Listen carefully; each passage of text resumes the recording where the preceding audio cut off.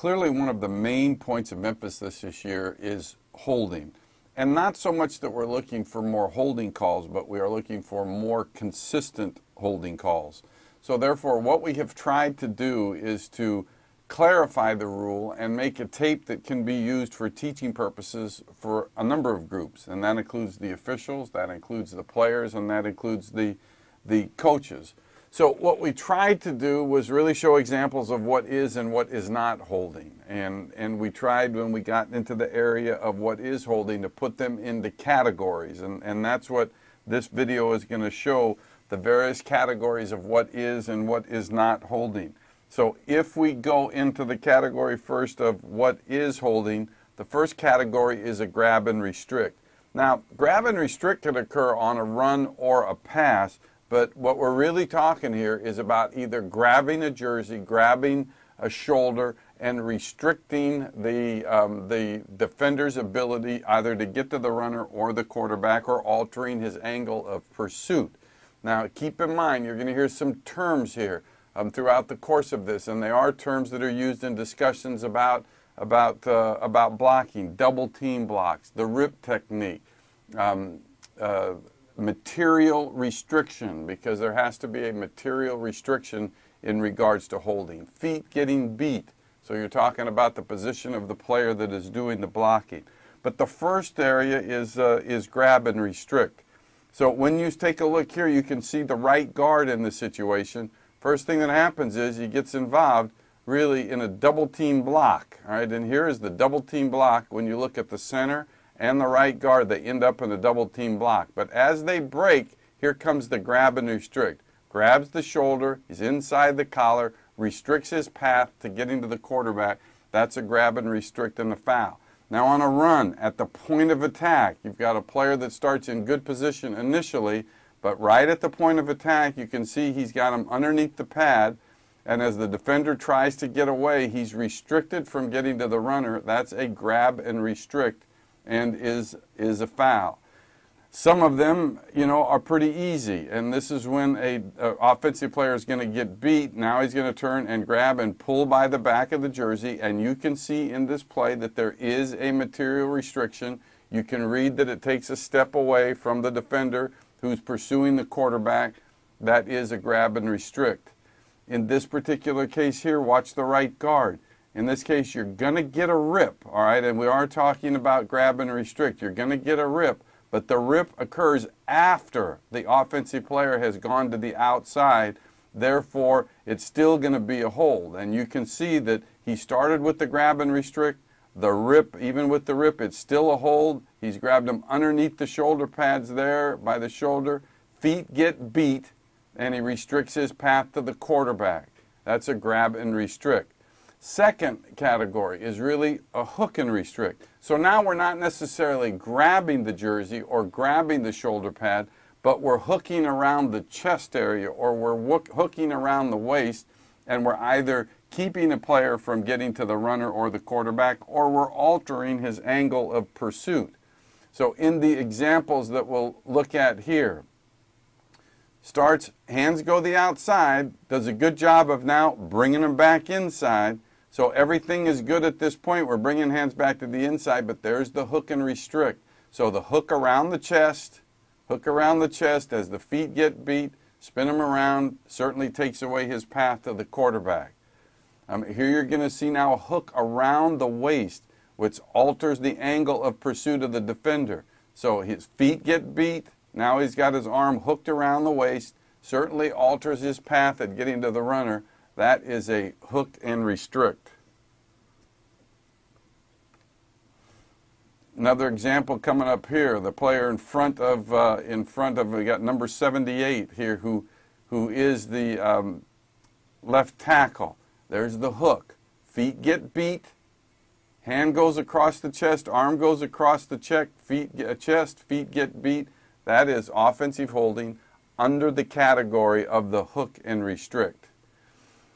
Now, there's takedowns, and certainly we look at action and takedowns really one of two things, either tackling a player, or it could be a grab that takes or even a hook that takes the player to the ground. So really when we look at these two areas, here is a tackle. And you're going to see actually it gets involved in a double team. So you got double team. This is when we look like double team. In this case with double team blocks, as long as this player is not taken to the ground, we don't have a foul situation here, even though that right arm is around the front of the defender. But you can see he slips down and tackles the defender. So that's tackling the defender, part of the takedown, and that is a foul. There again, you can see he slides right down to the ankle, and he grabs the ankle and takes the defender down to the ground. That is tackling a defender and is a takedown.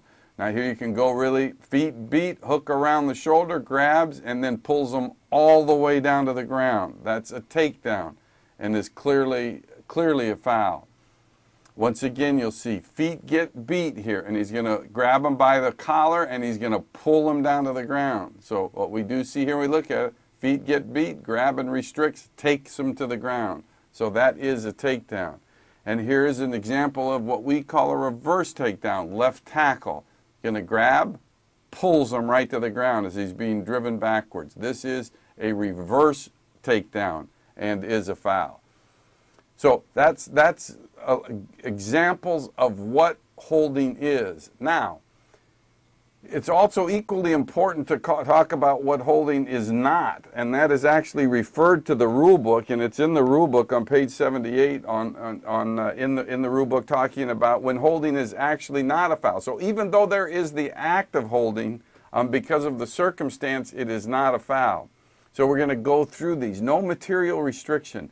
The rule is clear that states that there has to be material restriction. Yes, he's going to grab the back of the jersey of number 91, but number 91 is going to the inside. There's no material restriction there, so therefore it is not a foul. So we always have to have material restriction in order to foul. So if we want to have a foul, watch the left tackle here, a little bit of a grab, but not a material restriction, so therefore not a foul. Watch the center here. His hand's actually going to end up on the outside.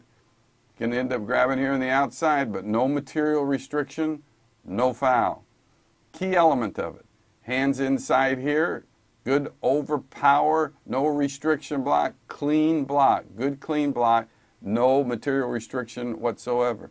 And here, even though the hand goes outside across the chest there for a second, rides him right by, pushes him, lets him go. No foul. There's not a material restriction on that play. So that's the first category. If there's no material restriction, no foul. Also, if the hold occurs at the same time that the runner is being tackled by another offensive player, it's not a foul. So here the tackle is going to come, or the hold, and really takedown, is going to occur at the 49. But if you see the runner here, he is tackled at the same time that this action occurs. So by rule, this is not a foul. Same thing here. Watch the left guard. Clearly going to hold. Going to grab here and turn the guy away, but it's right at the same time that the runner number 23 is being tackled. So therefore, by rule, as it's stated in the rule book, that is not a foul. It's also not a foul if the hold occurs after the pass is thrown. So if you watch the right tackle here, he's okay. The spin, and you'll see here, there's the hold really starting here. Ball's already gone. It's clearly after the pass is thrown, so therefore it is not a foul. Same thing here. You're going to watch the left guard. And the left guard is going to block, begin to get his feet are going to get beat, but really when the restriction occurs, and you can see here, it's right there, ball's already gone to the outside, there's not a foul. This act of holding occurred after the pass is thrown, so therefore it is not a foul. Use of the rip technique. If the rip technique is immediate, if the defender uses the arm under and does it immediately, as in here, before the offensive player puts himself into a position where he is holding, it is not a foul. Even though the arm ends up across the chest, that arm, that rip move holds that arm up there, and therefore it is not considered a foul. Now, if the hands are outside and that arm is across the chest first, and he's holding first before the rip occurs, then it is a foul. It's a rip that happens basically immediately when the block starts, which takes away the appearance of being holding. Again, here you can see rip immediately. arm under, rip immediate, and now with that 68's arm across the chest, that is not a foul because of the use of the rip technique. So those are examples of what is holding and what is not holding, and we hope that they will be useful for teaching purposes, for coaches, and to show their players. And these same exact plays will be shown to the officials at their annual clinic, and hopefully will also be shown at the officials' visits to the training camps.